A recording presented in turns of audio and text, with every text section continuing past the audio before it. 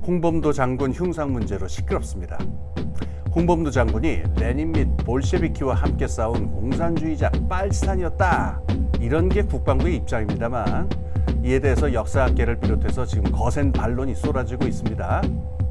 물론 저는 역사학자가 아닙니다만 지구정치경제학의 관점에서 1920년대 조선 독립군은 왜 볼셰비키와 함께 할 수밖에 없었는가, 이 문제만 한번 생각해 보고자 합니다.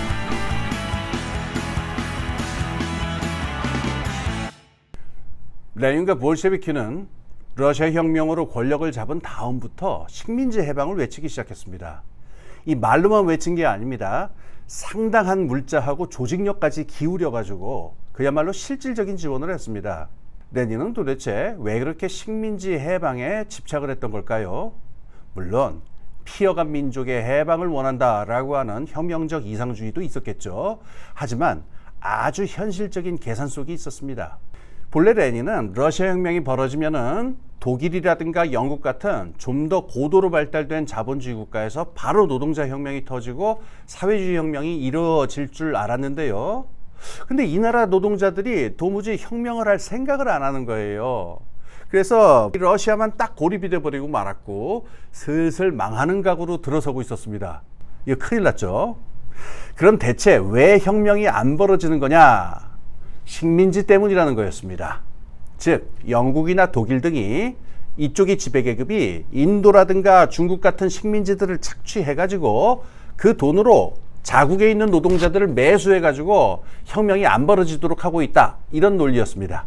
따라서 볼셰비키하고 러시아 혁명이 고립 상태를 벗어나는 유일한 길은 이 식민지들이 모조리 다 해방되도록 돕는 것뿐이다, 이런 결론이었습니다. 솔직히 말하면 레닌은 이런 식민지 나라들이 사회주의 혁명을 할 수 있을 것이다 별로 기대하지도 않았고 별로 바람직하다고 생각하지도 않았던 것 같아요. 그저 이 나라들이 식민지 해방만 이루어준다면은 좀 더 자본주의가 풍부하게 발전한 제국주의 본국에서 진짜 사회주의 혁명이 벌어질 것이라고 생각한 겁니다. 즉 인도가 해방되면 영국에서 혁명이 벌어질 것이고요. 중국이 식민지를 벗어나면은 독일, 영국, 일본 등에서 노동자 혁명이 벌어질 조건이 무르익고 성숙한다, 이런 계산이었습니다.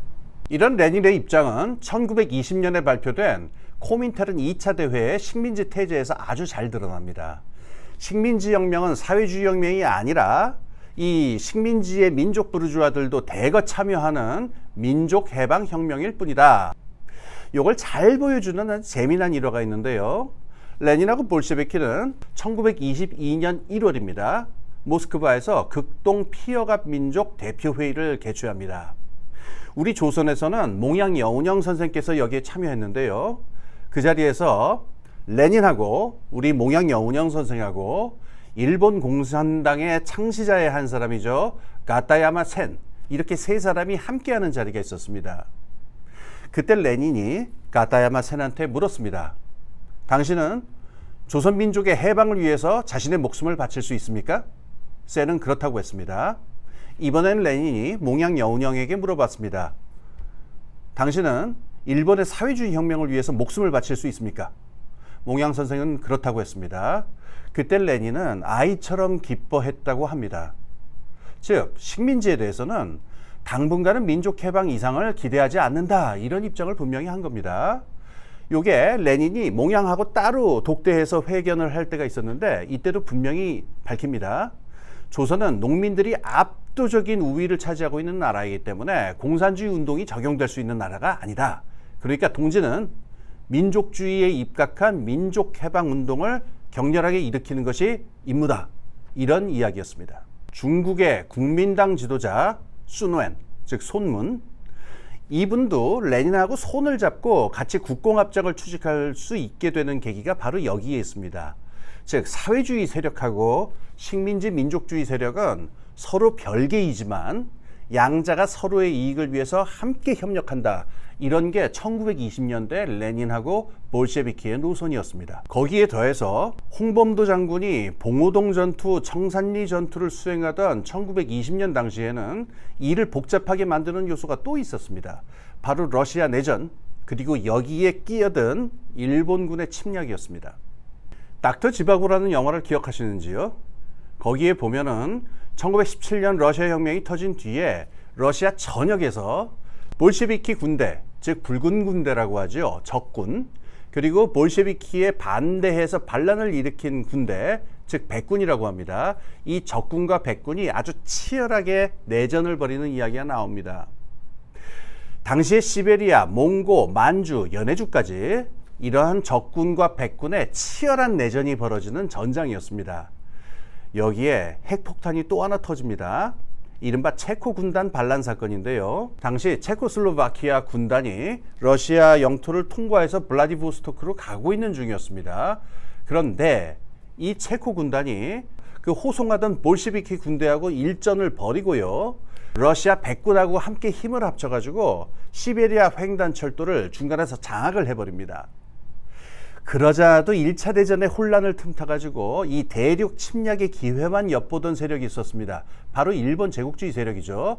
일본이 이 체코 군단 반란 사건을 빌미로 해서 무려 7만 명의 병력을 파견합니다. 그래서 이들 백군하고 손을 잡고 볼셰비키 적군하고 본격적으로 전쟁을 시작을 합니다. 그때부터 만주의 조선 독립운동가들 또 무장투쟁가들 자연스럽게 볼셰비키의 적군하고 연합을 해가지고 싸우게 됩니다. 즉 일본군이 백군하고 체코군단하고 힘을 합쳐서 싸우고 있으니까 일본군하고 싸워야 될 조선 독립군은 당연히 볼셰비키의 적군과 힘을 합칠 수밖에 없는 거죠. 이 재미난 사례가 하나 있습니다. 우리 대한민국 현대사에서 가장 뛰어난 군인의 한 사람이었던 분인데요. 김홍일 장군님의 경우입니다. 이분은 7대 외무부 장관을 역임하기도 하셨지만은 중일전쟁 때는 중국 국민당하고 함께 일본군과 싸웠고요. 한국전쟁 당시에는 이 북한군하고 싸운 그야말로 우리 국군의 참 스승이라고 할 만한 분입니다.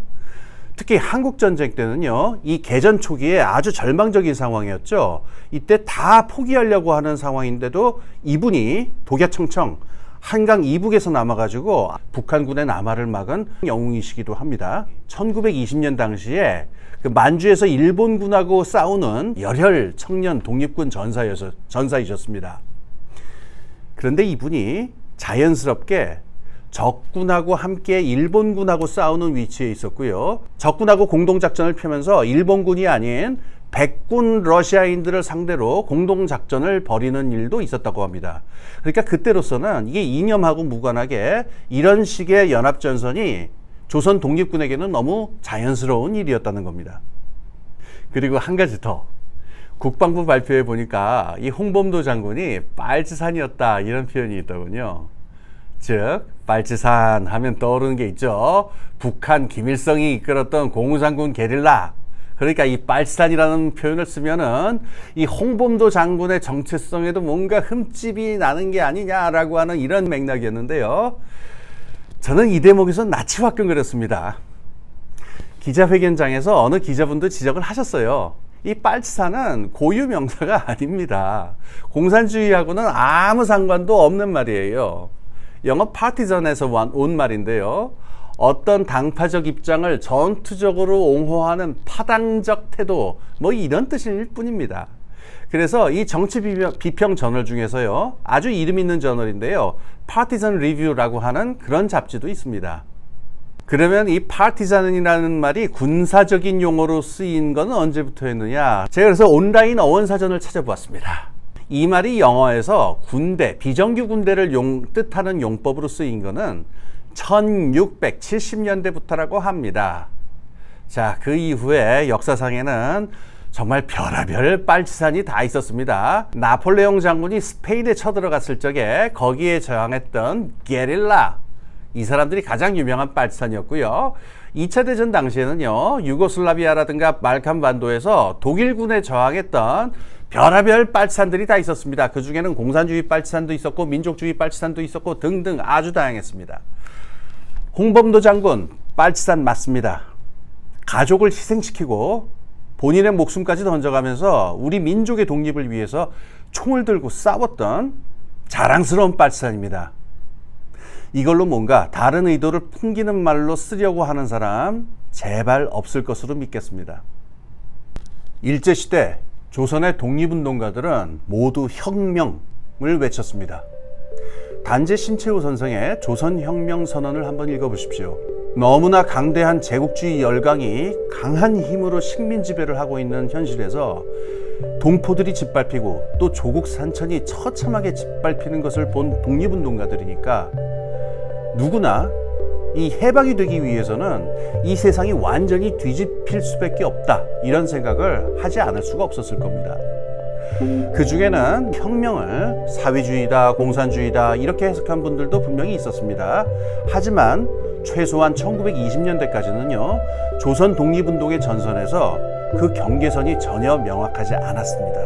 혁명을 외치면서 레닌하고 만나서 열렬히 포옹을 했다, 뭐 이런 이유로 김일성하고 똑같은 공산주의 말산이었다, 이렇게 말하는 게 대체 무슨 의미가 있을까요?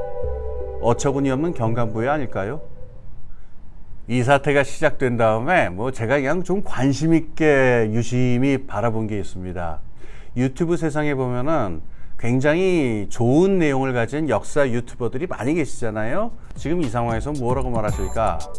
주제넘게 그냥 정치 경제학 공부한 제가 좀 외람되게 몇 말씀 드린 것 같아요. 하지만 앞으로는요, 역사 유튜버들이 많은 활약을 좀 해주셨으면 좋겠고 많은 오해를 좀 풀어주셨으면 좋겠습니다. 그래서 계속 한번 예의주시하겠습니다. 그런 의미에서 호시탐탐 스탠바이. 감사합니다.